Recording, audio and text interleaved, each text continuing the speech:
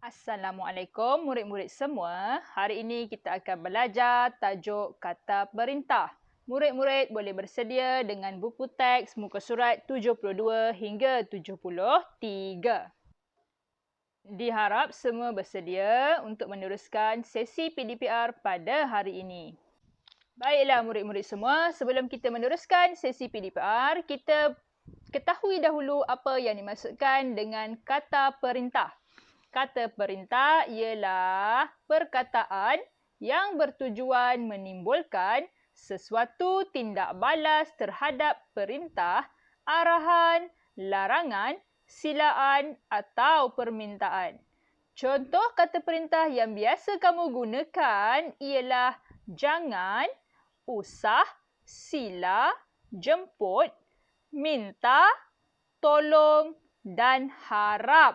Okey, murid-murid pasti biasa menggunakan kata perintah ini di dalam perbualan setiap hari. Contohnya, jangan ambil mainan saya. Tolong belikan saya mainan yang baru. Itu antara contoh penggunaan kata perintah dalam perbualan. Baik, seterusnya kita lihat pula bagaimana penggunaan kata perintah tersebut. Yang pertama, kata perintah jangan digunakan untuk melarang kamu melakukan sesuatu. Yang kedua, usah. Usah juga antara kata perintah larangan, iaitu jangan melakukan sesuatu yang tidak sepatutnya. Ketiga, sila. Sila ini penggunaannya ialah untuk meminta dengan hormat supaya kamu melakukan sesuatu. Yang keempat ialah jemput. Jemput bermaksud digunakan untuk mengajak atau mengundang. Seterusnya, kata perintah minta. Minta digunakan untuk apabila kamu mahukan sesuatu. Tolong ialah digunakan untuk meminta bantuan. Akhir sekali, kata perintah harap. Kata perintah harap digunakan untuk meminta supaya terjadinya sesuatu perkara yang kita inginkan. Baiklah murid-murid semua, kita lihat pula apakah ayat daripada kata perintah tersebut. Kata perintah jangan. Ayatnya, contoh ayat ialah jangan buang sampah di sini. Okey. Itu adalah ayat larangan. Apabila kamu ingin membuang sampah di merata-rata tempat, buanglah di dalam tong sampah yang disediakan. Kedua, usah. Usah bersedih kerana gagal di dalam pertandingan itu. Bila kamu rasa bersedih, usahlah bersedih terlalu lama kerana kemungkinan rezeki kamu untuk menang dalam pertandingan akan datang. Baik, seterusnya kata perintah sila. Ayatnya, sila beratur sebelum masuk ke dalam kelas. Jangan lupa beratur. Mesti beratur sebelum masuk kelas. Jangan masuk berebut-rebut. Okey. Jemput. Jemput masuk ke dalam rumah saya. Dan seronoknya kawan-kawan datang rumah. Masa dululah boleh datang rumah. Jemput masuk ke dalam rumah. Seterusnya, minta. Minta semua murid menyusun kasut di tempat yang telah ditetapkan.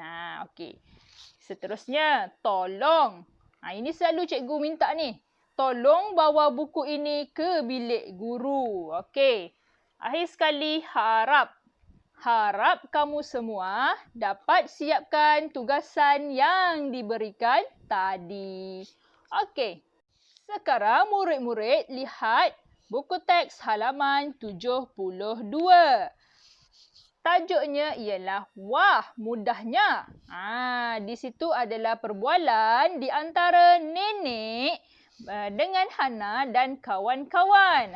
Gambar di sini pula menunjukkan cara untuk menghasilkan menghasilkan ketupat palas. Cara nak buat ketupat palas yang selalu dimakan pada hari raya Aidilfitri. Okey. Baik, kita baca dahulu perbualan di antara nenek, Hana dan kawan-kawan. Di dalam perbualan ini terdapat banyak kata perintah yang digunakan. Kata perintah tu yang berwarna merah yang kamu nampak dalam ni. Okey. Nenek, tolong ambil daun palas itu, Hana dan kawan-kawan. Baiklah, Nenek. Nenek, sila pisahkan daun palas itu. Pravin, minta lapkan daun itu. Hati-hati, jangan tercarik daun palas itu. Ni nampak ni. Sila, minta, jangan itu adalah kata perintah. Okey, seterusnya Pravin pula menjawab. Nenek, tempat kosong.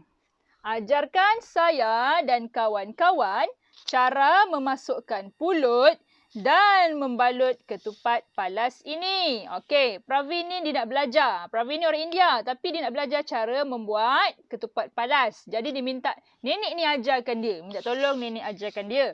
Jadi jawapannya ialah, kamu kena isi kat sini. Kamu kena fikirkan. Jawapannya ialah tolong.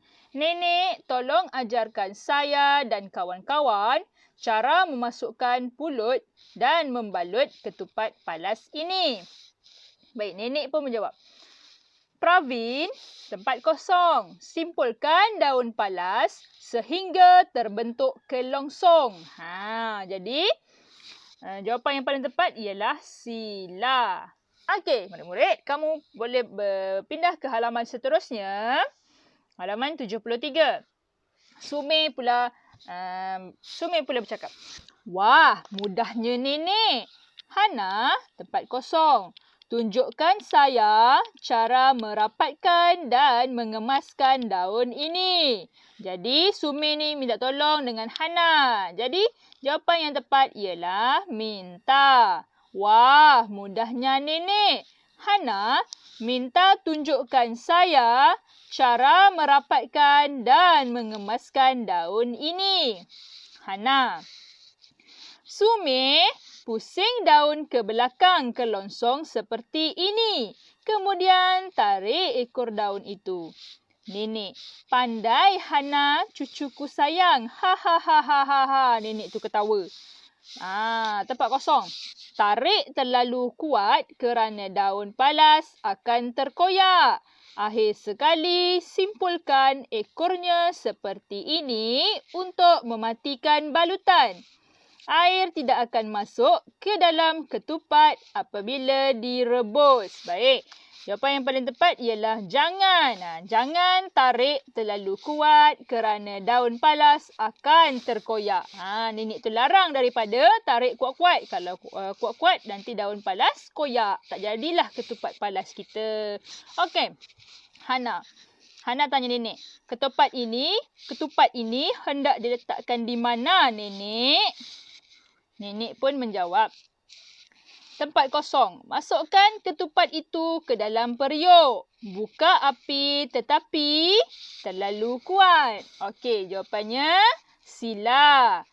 Sila masukkan ketupat itu ke dalam periuk. Buka api tetapi jangan terlalu kuat. Okey, Hana dan kawan-kawan pun menjawab.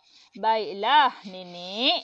Okey, murid-murid boleh imbas kod di sini untuk menonton cara bagaimana untuk membuat ketupat palas. Ketupat palas sedap dimakan dengan rendang. Lepas ni boleh buat sama-sama. Okey. Okey semua, boleh buka buku aktiviti halaman 83 hingga 84. Siapkan tugasan itu dahulu, kemudian periksa jawapan kamu sama ada sama atau tidak dengan jawapan cikgu. Sekiranya sama, kamu boleh tanda right kecil saja di tepi jawapan kamu. Jika salah, boleh padam dan betulkan semula. Okey semua, aktiviti 4A. Isi tempat kosong dalam ayat dengan kata perintah yang sesuai. Okey, pilihan jawapan yang diberi ialah sila, harap, tolong, jangan, minta. Tajuknya tikar mengkuang. Okey, kita tengok sini. Gambar ini menunjukkan gambar nenek dan Hana sedang membuat tikar mengkuang. Jadi, isikan jawapan dengan kata perintah yang betul di tempat kosong itu. Baik, yang pertama. Ambilkan nenek daun mengkuang di ampaian itu. Nenek minta tolong dengan Hana. Jadi jawapannya, tolong ambilkan nenek daun mengkuang di ampaian itu. Baik, kamu potong jawapan dia. Potong. Jawapan yang dah siap, kamu potong supaya kamu tak keliru. Seterusnya, jawapannya sila. Sila ikut cara yang nenek buat. Okey. Ketiga, jangan buat begitu, Hana. Nanti daun mengkuang ini terputus. Nenek melarang daripada Hana buat macam cara yang tak betul. Nanti daun mengkuang ni terputus. Bila putus, tak dapat kita siapkan tikar mengkuang tersebut.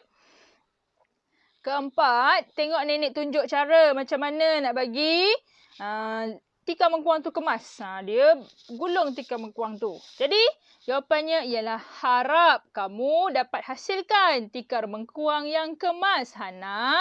Kenapa dia guna harap? Sebab nenek tu harapkan. Nenek tu nakkan Hana tu buat sesuatu mengikut apa yang nenek tu inginkan. Iaitu tikar mengkuang tu kemas. Okey, terakhir sekali. Minta kamu hamparkan tikar ini di ruang tamu, Hana. Nenek tu minta tolong dia supaya dia hamparkan tikar tu kat ruang tamu. Okey. Okey, seterusnya aktiviti 4B. Pilih kata perintah, kemudian bina ayat berdasarkan gambar. Tajuknya, tambahkan ilmu di Balai Seni Lukis. Dalam gambar tu menunjukkan murid-murid lelaki tahun 2 cerdik pergi ke Balai Seni Lukis dengan menaiki bas. Okey. Kamu kena pilih antara dua kata perintah ini. Ni ada dua dibagikan. Kamu pilih yang mana satu yang kamu rasa paling sesuai untuk buat ayat yang sesuai, yang kena dengan gambar, yang berkaitan dengan gambar. Okey. Bila kamu pilih, contoh dekat nombor 1, jawapannya ialah sila. Kamu warnakan kotak ni. Warnakan kotak sila. Okey. Ayat yang cikgu beri, yang ini kamu boleh bina ayat sendiri. Tiada masalah. Tapi ini adalah contoh ayat yang cikgu berikan. Okey. Sila beratur dan berhati-hati ketika turun dari bas. Kena hati-hati turun bas. Kalau tak hati-hati nanti jatuh. Okey. Kedua, antara tolong dan harap. Okey, antara tolong dan harap, kita pilih jawapannya ialah harap. Kenapa pilih harap? Sebab harap kamu dapat ikut apa benda yang cikgu mahukan. Okey. Harap kamu semua dapat ikut arahan daripada cikgu. Okey, yang ketiga, antara tolong dan jangan, jawapannya ialah tolong.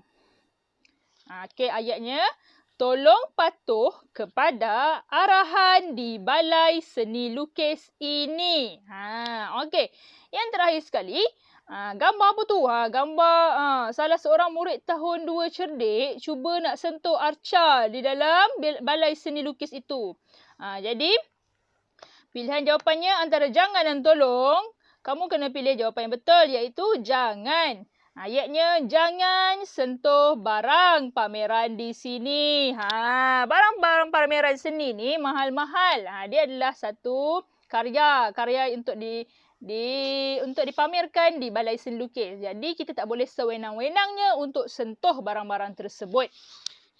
Apatah lagi untuk mengambil tanpa kebenaran. Okey, semua. Baik. Lepas kamu dah siapkan semua tugasan tadi, hari ini cikgu dah dengar kamu membaca sedikit. Jadi, lepas kamu baca nanti, kamu dah lancar membaca, kamu boleh rakamkan dan hantar bacaan kamu kepada cikgu. Okey, cikgu beri 5 pilihan, 5 ayat. Kamu bacalah ke-5 ni. Bagaimana cara nak baca? Sebelum kamu nak baca tu, kamu perkenalkan. Sila perkenalkan diri kamu dulu. Sebelum baca ayat. Macam mana caranya? Okey, contoh. Assalamualaikum cikgu. Nama saya Siti. Hari ini saya hendak membaca ayat perintah. Okey, nombor 1, bacalah apa sampai nombor 5. Okey, kita baca dulu sama-sama. Kamu ikut cikgu baca ya. Nombor 1. Tolong belikan saya sebungkus nasi lemak. Kedua, jemput makan kek yang saya buat ini. Ketiga, harap semua dapat bersabar dan beratur mengikut giliran. Keempat, jangan ambil barang kepunyaan orang lain. Kelima, usah bersedih dengan apa yang telah berlaku. Okey, kita ulang lagi sekali. Nombor 1. Tolong belikan saya sebungkus nasi lemak. Kedua, jemput makan kek yang saya buat ini. Ketiga, harap semua dapat bersabar dan beratur mengikut giliran. Keempat, jangan ambil barang kepunyaan orang lain. Kelima, usah bersedih dengan apa yang telah berlaku. Baiklah murid-murid, cikgu harap kamu dapat membaca dengan lancar. Tidak mengapa, ambillah masa kamu untuk cuba membaca ayat perintah ini. Baiklah murid-murid, jadi hari ini kamu telah belajar apa yang dimaksudkan dengan kata perintah.